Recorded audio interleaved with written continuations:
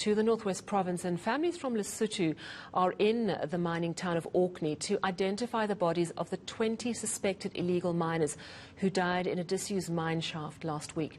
The Northwest Premier and the Lesotho Consul General have also been meeting to discuss the tragedy, and I'm joined now by Lesotho's representative here in South Africa, Consul General Selimo Thabane. Good evening, Mr. Thabane, and thank you so much for joining us.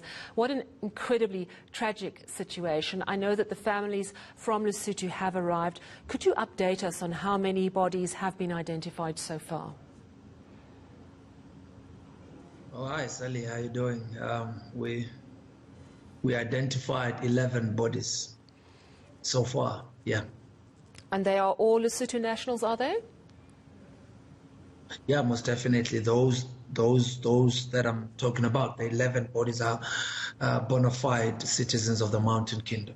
That's absolutely tragic, and our condolences. We have had some media reports that some of the deceased had notes tucked into their clothing. Is that indeed the case? And if so, what did those notes say? Oh, yeah.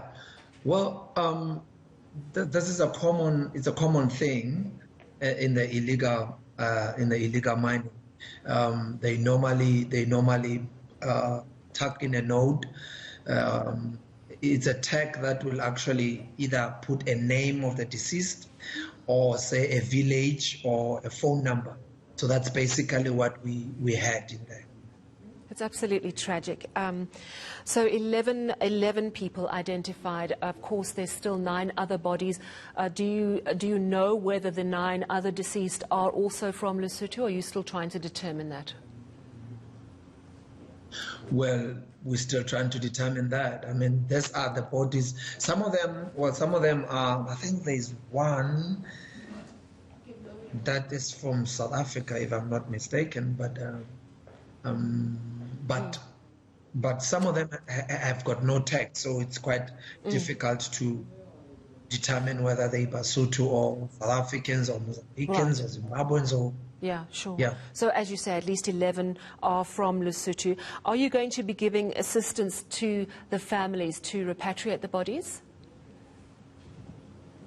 For now, the families have actually requested to take their bodies back home without government assistance. They've really requested that they should be allowed to take them home. Do you have any understanding? I'm so sorry to interrupt. Do you have any understanding as to why there were so many Lesotho nationals working underground in the suspected illegal activity, and what led them to be in Orkney? Well, I don't know why. It's quite a tough one. I don't know why, but here we are. And, yeah. But I mean, if you look back, you will realize that some of these people are people that were working in the mines. These mines were whilst they were legal mines. Probably some of them did not come home since this illegal mine thing has become a new project. So people are actually flocking in. Well, some of them call it greener pastures. So. Yeah. Since Lesotho is within South Africa, it then makes it easier for Basotho to be in a larger number than other countries. I know that you've had discussions with the Northwest Premier, Job Mokgoro. What have you been discussing in terms of the problem of illegal mining and your citizens? I think it was basically a preamble. Our meeting was a preamble to other meetings that we'll be having.